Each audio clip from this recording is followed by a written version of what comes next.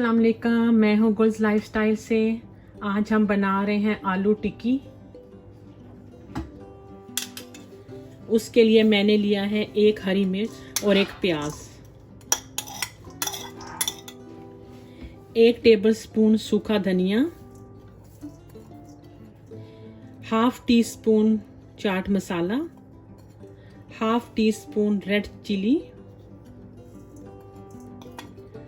½ teaspoon जीरा, मोटा दरदरा सा आप कर ले, जीरा और सूखा धनिया, और 1/4 टीस्पून मेरे पास काली मिर्च है, और 1/4 टीस्पून मेरे पास दली हुई रेड चिली फ्लेक्स है, हरा धनिया, और मैंने चावल का आटा लिया है 4 टेबलस्पून।